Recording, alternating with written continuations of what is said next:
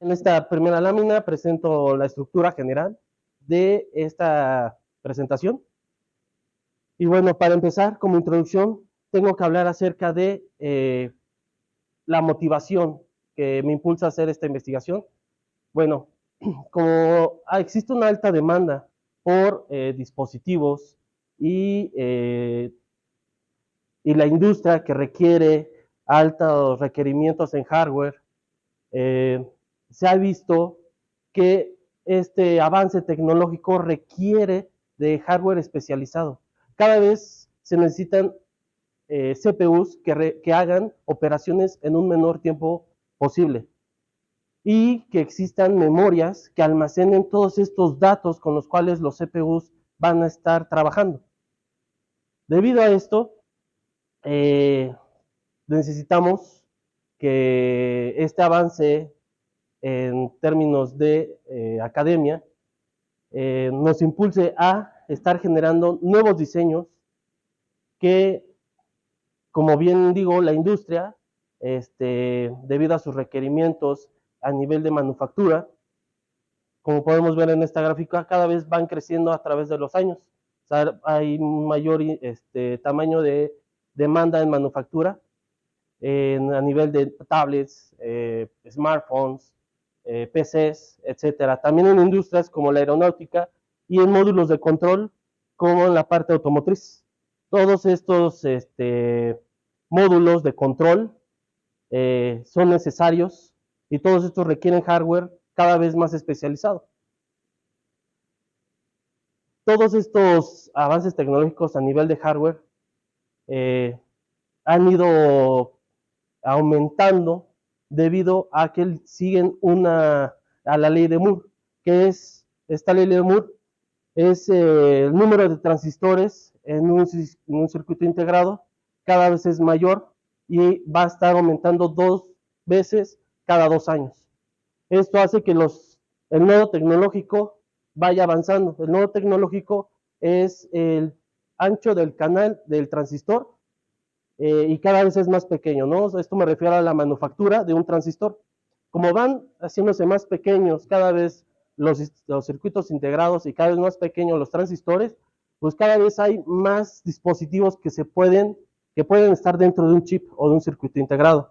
Esto nos permite tener mayores, digamos, dispositivos o módulos que, por ejemplo, puede haber que integremos mayores núcleos a un circuito integrado, un procesador, el cual nos va a ayudar a tener mayores operaciones en menor tiempo, ¿no? ¿Por qué es importante? Porque esto nos da una motivación por qué tenemos que invertir tiempo en la investigación. Igual presento esta gráfica en la cual, debido a este avance tecnológico y a estos nuevos tecnológicos, la posibilidad de poder tomar ventaja de esta manufactura, conforme más tenemos área para trabajar dentro de un circuito integrado, pues igual los diseños que podemos hacer, las personas que se dedican a esto, y en términos generales, la mano de obra especializada, de pronto no hemos alcanzado las posibilidades.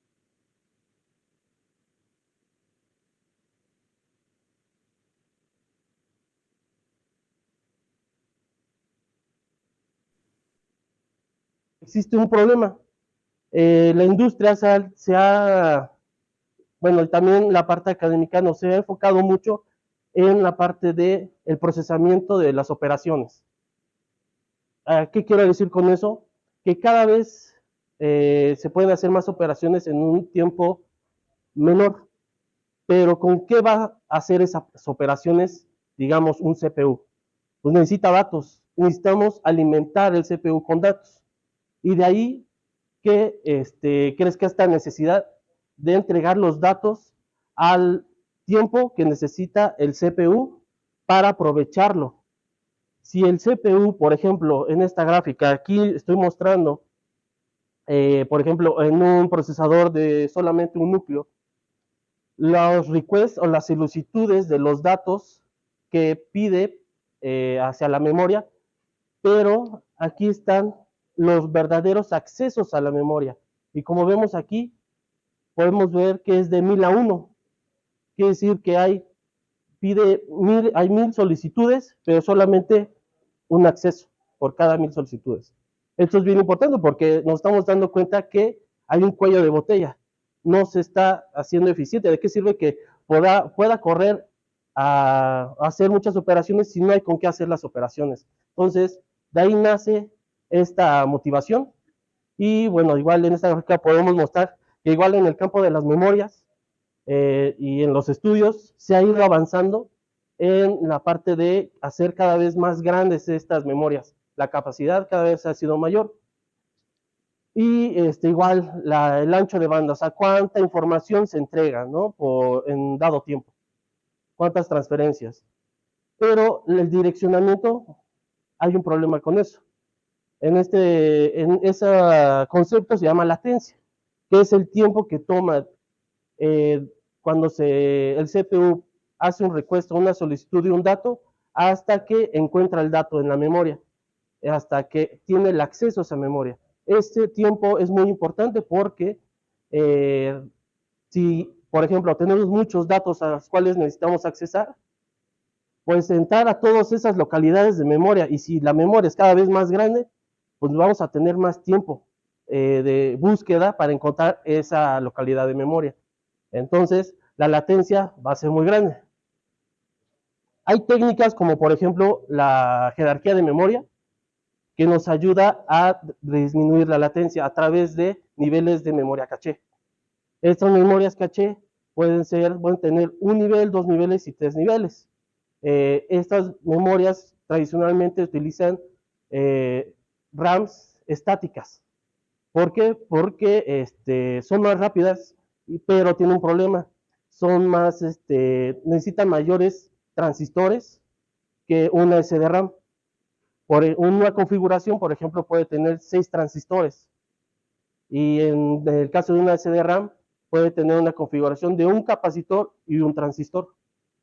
Eso hace que, obviamente, una memoria RAM estática sea más cara que una dinámica, que es la SDRAM.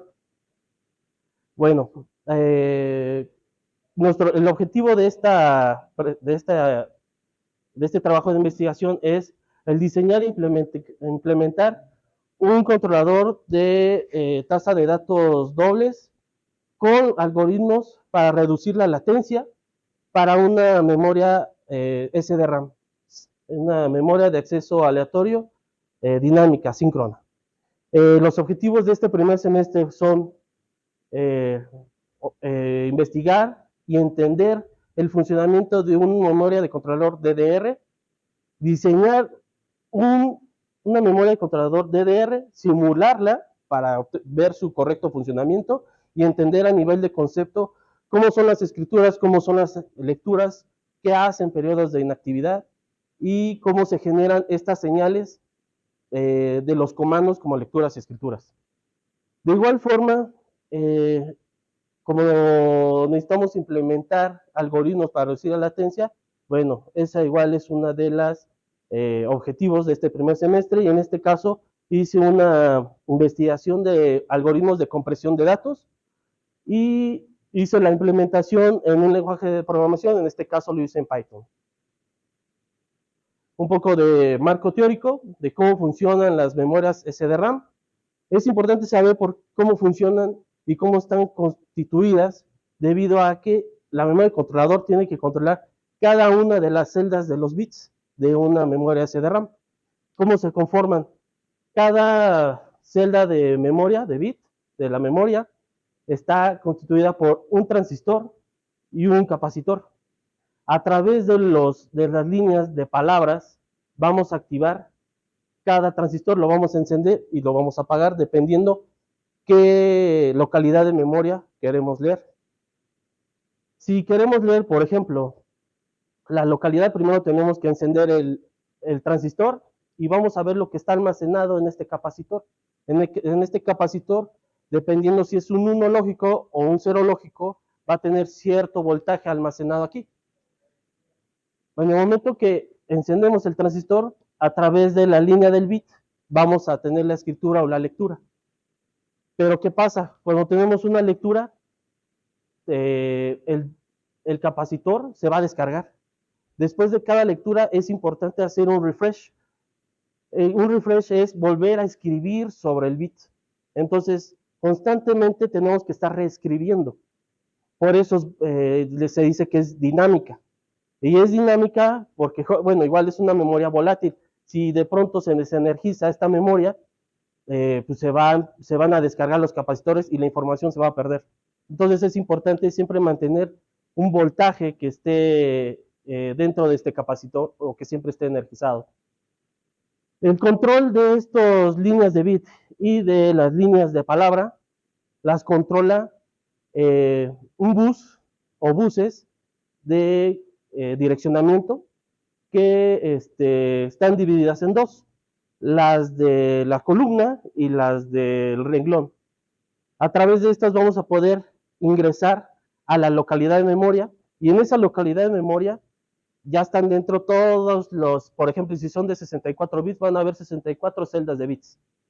Vamos a ingresar ahí y ya vamos a poder almacenar los 64 bits. Así es como funciona a grandes rasgos una memoria SDRAM. Pero a nosotros lo que nos interesa en esta parte es la memoria del controlador, lo que se conecta y por donde se transfieren del CPU hacia la memoria SDRAM todos los datos. Entonces, una memoria de controlador está dividida en dos capas. La primera, que es donde se generan y es la que se comunica directamente con el CPU y puede ser a través, por ejemplo, aquí estoy describiendo a través de un bus AXI que nos está dando el request de qué dirección y qué datos queremos escribir o queremos leer. Y esta primera capa, que es la memoria del controlador, va a entender qué quiere, si queremos escritura, lectura o va a estar inactiva. La segunda capa, que va a estar conectada por un protocolo que se llama DFI, que en este caso el DFI va avanzando dependiendo la generación de la DDR. Por ejemplo, si tenemos una DDR 1, 2, 3, 4, 5, tiene que tener su protocolo DFI igual, 1, 2, 3, 4, 5. Este protocolo lo generan o lo estandarizan una organización que en realidad esta organización la conforman varias empresas como, digamos, Intel, Cadence, Synopsys, y todos como que a través de esa organización van estandarizando el hardware o los protocolos en este caso. Después ya llegamos a esta capa, que es la capa física o FI, como le llaman. En esta capa física entiende qué comando es el que se va a transmitir, si es lectura o es escritura, y va a empezar a generar todas las señales que va a mandar hacia la SDRAM. En esta capa física se va a generar un árbol de PLLs, que es la que va a generar todos los relojes que van a estar dentro de la memoria del controlador y que va a sincronizar a través de esos relojes con la SDRAM.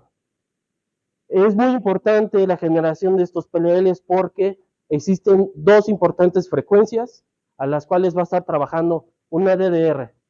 Una que es la interna, que es con la que internamente va a estar sincronizados los módulos, y la externa, que es la que va a mandar, con la que va a estar sincronizados los datos de transferencia hacia la SDRAM.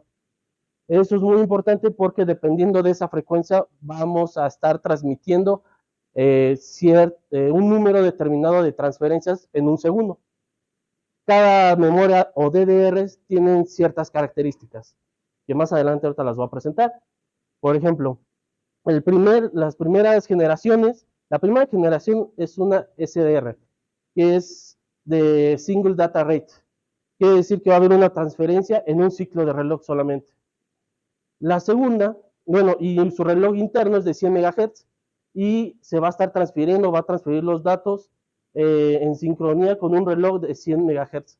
Quiere decir que vamos a transferir 100 megatransferencias en un segundo.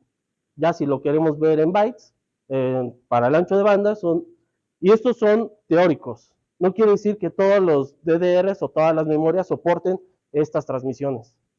Cada una va a tener sus propias restricciones. Entonces, para esta generación, este es el máximo. Y siempre, por ejemplo, aquí voy a poner los máximos, que son teóricos. En la práctica, bueno, ya dependerá cómo se utiliza esta DDR o cómo se implementa y bueno, ahí está el alcance. La DDR tiene la misma frecuencia, pero ¿qué va a pasar? Que vamos a transferir un byte en el flanco de subida y otro byte en el flanco de bajada. Entonces ya estamos mandando 2 bytes por cada ciclo de reloj. Entonces ya se vuelve dual, bueno, doble. Y va avanzando. Conforme va avanzando, van subiendo la frecuencia a la que está trabajando internamente y a la cual está transfiriendo datos hacia la SDRAM. Esto es muy importante porque exactamente cada generación nos está permitiendo ver qué tan rápido es la entrega de datos en la escritura y en la lectura. Y bueno, como nuestro objetivo es reducir la latencia, también he estado trabajando en investigación para la reducción de datos en la memoria. Cuando, por ejemplo, queremos almacenar grandes datos en una memoria, pues también podemos ver que se puede comprimir esos datos. En específico, algo que me interesa trabajar, o algo en lo que apunta esta investigación, son en las operaciones matriciales. Y estos elementos de las matrices pueden ser muy grandes. En la actualidad existen aplicaciones que generan grandes tamaños de matrices. Por ejemplo, cuando se quiere hacer una renderización o algún estudio por mallas, se puede utilizar la teoría de grafos. Y para representar un grafo, se puede representar a través de una matriz adyacente. Y como podemos ver, en una matriz adyacente existen muchos ceros dentro de esta matriz, pero podemos tomar ventaja de eso. Y eso es a través de las matrices dispersas. ¿Cómo podemos determinar si una matriz es dispersa o es densa? Matriz densa quiere decir que todos sus elementos o la mayoría de sus elementos son diferentes a ceros. Y si es dispersa, quiere decir que sus elementos que la mayoría de sus elementos son ceros. Es muy importante medir el índice de dispersión, porque así vamos a saber si podemos trabajar con ella o no. Si rebasa un cierto umbral de dispersión, es conveniente implementar este tipo de compresión, estos algoritmos de compresión, perdón. Pero bueno, ¿y cómo pasamos de esta matriz que está en un dominio lógico, como podemos ver, como es representado matemáticamente, lo tenemos que pasar a un dominio físico, que es como está normalmente organizada una memoria, a través de localidades? ¿Y qué buscamos? Como ya la escritura sobre una memoria dinámica aleatoria, por su naturaleza, se escribe de forma aleatoria, pues todos los datos van a estar dispersos a través de toda la memoria. Y ahí es donde nos pega en la latencia, debido a que como está desorganizada y está escrita de forma aleatoria, encontrar todos los elementos que van a conformar la matriz, pues vamos a tardar bastante, ¿no? Va a tardar bastante el sistema en encontrarlos, en direccionar a cada una de las localidades. Pero si reducimos la cantidad de elementos que tenemos que almacenar, pues vamos a reducir la latencia. Por eso hice esta investigación, esta implementación en este semestre. Y bueno, mis resultados que tuve este semestre es, hice el diseño en Intel Quartus de una memoria de controlador DDR3 de low power, que es de baja potencia. Como podemos ver, tiene varias señales de entrada. Podemos ver sus buses bidireccionales, que son los que van a estar conectados desde la memoria del controlador de memoria hacia la memoria. Por ejemplo, aquí están en la entrada de los datos. Estos buffers, van a estar almacenando aquí la información que se va a estar entregando byte por byte. Y cada cuánto se va a mandar, pues, lo que vaya, la frecuencia a la cual la DDR está configurada. En este caso, la configuración de esta DDR es de 1066 MHz. Todas estas restricciones y parametrización de esta DDR la obtuve siguiendo el datasheet de esta memoria CD-RAM. Esta memoria CD-RAM es una memoria de 4 GB, está conformada por 8 bancos, cada una de 512 megas. A través de esta memoria vamos a estar controlando la dirección de cada uno de los bancos y cada localidad de memoria. Hice el test bench o la simulación para probar a nivel de concepto las escrituras y lecturas y que correspondan a lo teórico, ¿no? A lo que nos está dando la teoría, perdón. Podemos ver que aquí en la entrada de aquí de los datos, esta es la primera parte, estas son las entradas de las señales. Yo no estoy introduciendo ninguna señal más que la señal del reloj y el reset para que encienda, digamos, el módulo de DDR. Pero tenemos que tener un tiempo de calibración y de inicialización. ¿Y cuándo vamos a saber que ya está lista para empezar a aplicar los comandos de lectura y de escritura? Hasta que nos habilite a través de una señal, habilite en 1 la señal de ready, que ya está lista para que empieces a escribir o a leer, y la de éxito en la calibración. Aquí está, y la otra está por acá abajo. En este momento vamos a empezar a mandar señales de escritura y los datos. En esta parte estoy poniendo que se manden 51 ráfagas, no, 51 transferencias en una ráfaga de datos. Entonces, sí tengo que estar mandando 51 transferencias de 64 bits. Voy a estar mandando, por ejemplo, aquí están las palabras de 64 bits y hasta acá acaba. Si vamos contando 1, 2, 3, 4, 5, 6, hasta 51. Y esta es la parte de la entrada de los datos. Ahora en la salida, que es la que nos importa, podemos ver que manda un byte en un flanco de subida, manda otro byte en el flanco de bajada, y va mandando byte por byte hasta completar los 64 bits. El ciclo de reloj de la salida corresponde a los 1066 MHz. Y bueno, eso es respecto a las escrituras. Y respecto a las lecturas, tenemos que simular la entrada de datos hacia los buffers y se pueden visualizar en esta parte. Bueno, se supone que es una AA0E y por acá va a empezar ya a salir los datos de lectura hacia el bus, que igual corresponde a una AA0E, bueno, no se alcanza a ver, pero bueno, ahí se va viendo cómo van saliendo las palabras de 64 bits de lectura.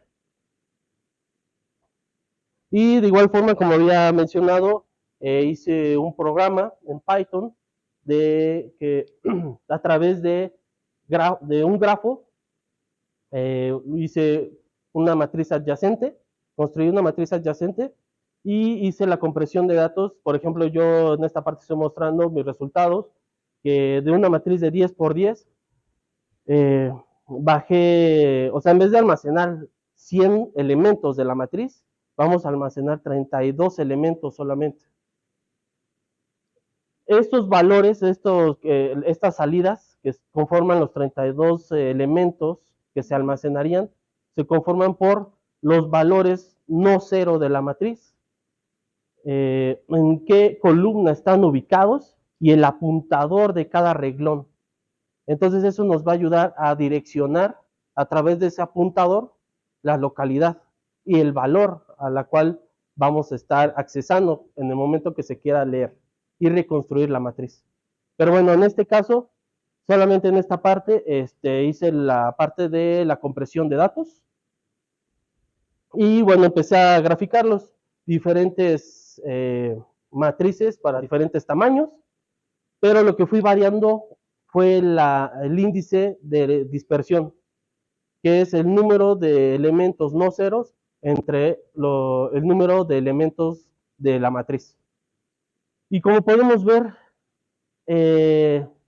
bueno, no se alcanza a ver, pero la de índice 0.5 está casi idéntica al número de elementos de la matriz completa. Si aumentamos ese índice, quiere decir que hay más elementos no ceros que ceros. Y ya no nos conviene utilizar este algoritmo. Esta parte empecé a hacer toda esta simulación debido a que pues, necesito saber en qué momento o cómo evaluar una matriz y tener un umbral de en qué momento es bueno implementar este algoritmo y en qué momento no es bueno, ¿no? Una vez que ya nos vamos dando cuenta que no es bueno implementar este algoritmo, que no nos va a comprimir, sino que nos va a afectar en el número de elementos, pues entonces ya hay que empezar por otro lado, otras técnicas y algoritmos para almacenamiento de datos. Y bueno, esta es de las referencias con las que he estado trabajando y leyendo. Aquí está parte del estado del arte, por ejemplo, de las especificaciones 5.0 y de las memorias de DR5, que son las del estado del arte. Y bueno, eso sería todo por mí. Gracias.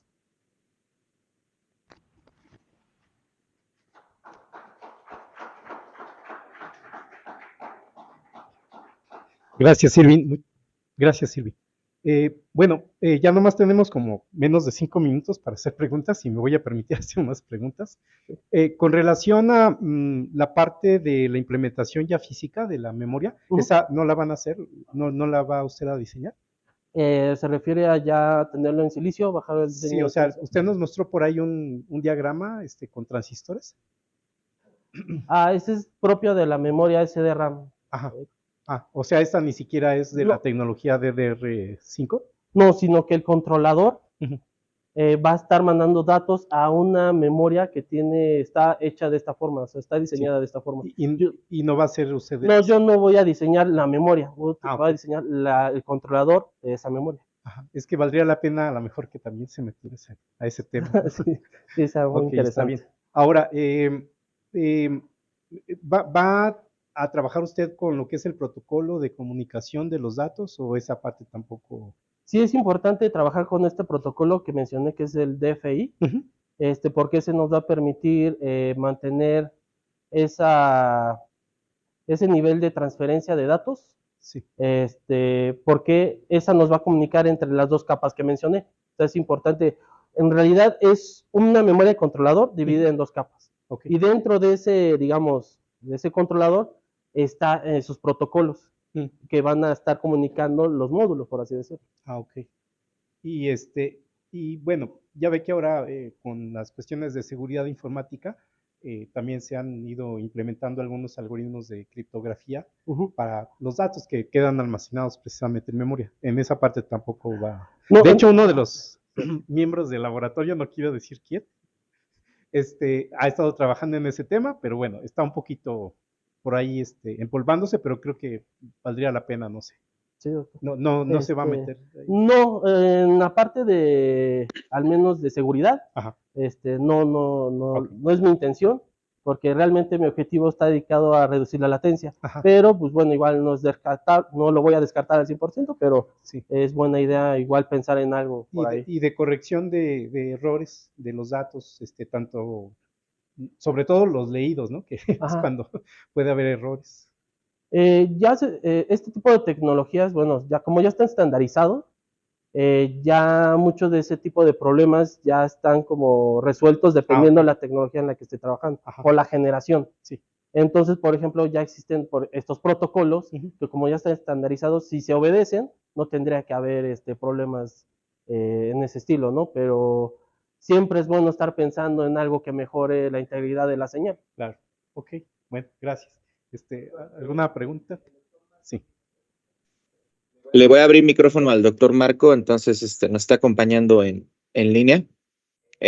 Adelante, Doc. Buenos días. Buenos días, gracias. Irving, la pregunta es más un comentario para que puedas explicarnos cómo es el problema de matrices dispersas cuando estas están en memoria de datos y el problema que le genera al procesador ir por esos datos, por ejemplo, para hacer operaciones matriciales, una multiplicación de matriz por matriz. Quizá lo dijiste, pero no se vio como un problema estructural dentro de un procesador, ¿no? Tenemos datos dispersos en la memoria RAM, la memoria principal, y hay una multiplicación vectorial, por ejemplo. Si nos puedes tratar de entender ese problema, ayudar Sí, a doctor. tratar de entender eso. Bueno, como explicaba, la naturalidad de una memoria SDRAM es que los datos que se escriben en ella se escriben de forma aleatoria, o sea, están dispersos. Y si las matrices con las que se están trabajando contienen muchos elementos, la conforman muchos elementos, pues necesitaremos de muchas localidades de memoria a las cuales tendremos que accesar. Y el tiempo para juntar todos esos elementos que necesita el CPU, pues vamos a tardar bastante. Esa es una de las problemáticas porque va a aumentar, digamos, en cuánto tiempo voy a tener todo el bloque lógico de la matriz para hacer la multiplicación. Entonces, en juntar todo el bloque que necesita la matriz, pues vamos a tardar. Entonces, necesitamos también, y eso es algo importante que no mencioné, pero igual es parte de la investigación, trabajar en algoritmos de ordenamiento, porque vamos a tener que ordenar todas las, digamos, los elementos de forma secuencial para que el direccionamiento sea secuencial, o sea, que un elemento esté detrás del otro, almacenado. Eso es donde nos estaría afectando este tipo de operaciones matriciales muy, muy grandes. No sé si eso es a lo que se refiere, doctor. Sí, es eso.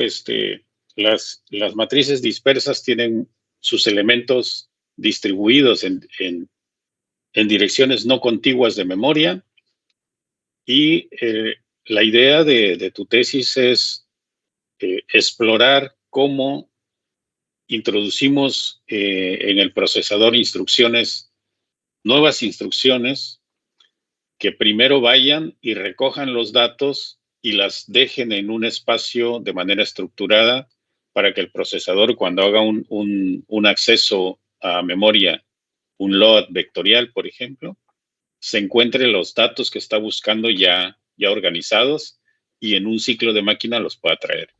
Entonces, ahí el objetivo es introducir por eso tiene cómputo en memoria, pero es como, digamos, los preliminares del in-memory computing, porque hay que ir por los datos y dejarlos estructurados para entregárselos al procesador vectorial. Más adelante podremos complicar todo lo que sea, pero ese es el primer paso, ¿no?, de tu investigación. Muchas gracias. Gracias, doctor. Bueno, pues debido a la premura del tiempo, ya no vamos a poderle hacer más preguntas a Irving. Si tienen algunos comentarios o sugerencias con relación a su trabajo, por favor acérquense con él. Y muchas gracias. Gracias a todos.